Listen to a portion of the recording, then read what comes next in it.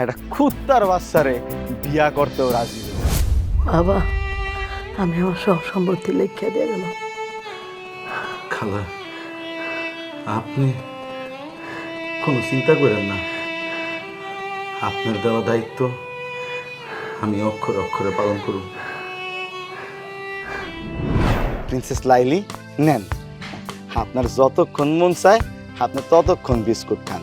আপনার যদি এরপরে কিছু লাগে আমার খালি একটু ঘেউ ঘেউ করবেন, হ্যাঁ, আমি সব বুঝা যাব। এই কাজের বুয়া সাপ। লাইলি ম্যাডাম নেন। এ বেটা, এই, আমি শুনলাম আমার ফুপু অসুস্থ, আর ওই তুই কুত্তারে বিস্কুট খাওয়াইতেছস? স্যার কি বলতেছেন স্যার? আপনি প্রিন্সেস লাইলির কুত্তা বলতেছেন? আপনার ফুপুর এই বিশাল সম্পত্তির উত্তরাধিকারী। এই তুই বলে কি কইতেছস? পাগল হয়ে গেছিস নাকি? ফুপুর সম্পত্তির মালিক এই কুত্তা মানে? হ্যাঁ স্যার, আপনার ফুপু মারা যাওয়ার আগে তার সব সম্পত্তি প্রিন্সেস লাইলির নামে লেখা দিয়ে গেছে। তার মানে সে তো এখন কোটিপতি কুকুর। কি কইতেছস এগুলা? ফুপু মারা গেছে মানে? ফুপুর কি হয়েছিল?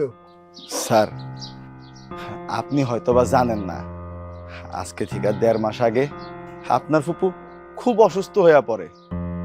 আপনার সাথে সে যোগাযোগ করার অনেক চেষ্টাও করে। আপনি তো জানেন স্যার, আপনার ফুপু আপনারে কত আদর করত, কিন্তু স্যার শেষ পর্যন্ত সে যখন কোনোভাবে আপনার সাথে যোগাযোগ করতে পারলো না, তার মৃত্যুর আগের মুহূর্তে এই প্রিন্সেস লাইলি ছিল তার একমাত্র সঙ্গী। তাই স্যার উনি ভালোবাসা প্রিন্সেস লাইলিরে নিজের মেয়ে বানাইছে, বানায়া তার সম্পত্তি প্রিন্সেস লাইলির নামে লিখে দিছে। কি? প্রিন্সেস লাইলি? আচ্ছা, লাইলির সাথে ওরা কারা? ও স্যার, ইনি হইতেছেন প্রিন্সেস লাইলির বয়ফ্রেন্ড মিস্টার বাদশাহ। আর স্যার এইটা হইছে তাদের কাজের লোক।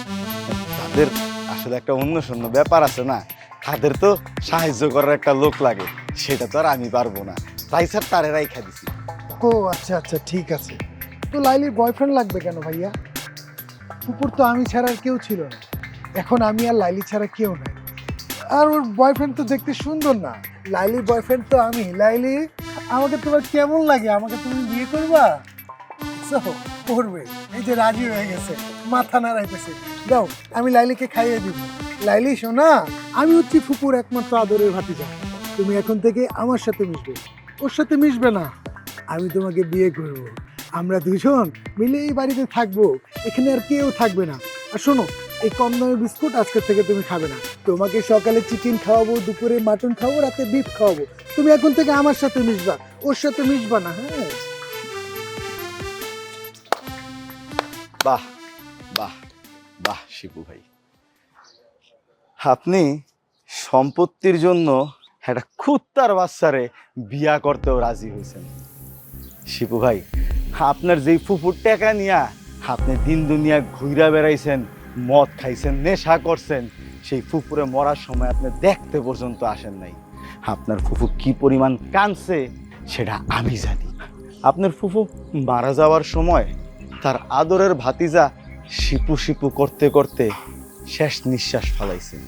কারণ কি জানেন, আপনার জন্মের পরের থেকে সন্তান বলতে সে আপনারই মানছে।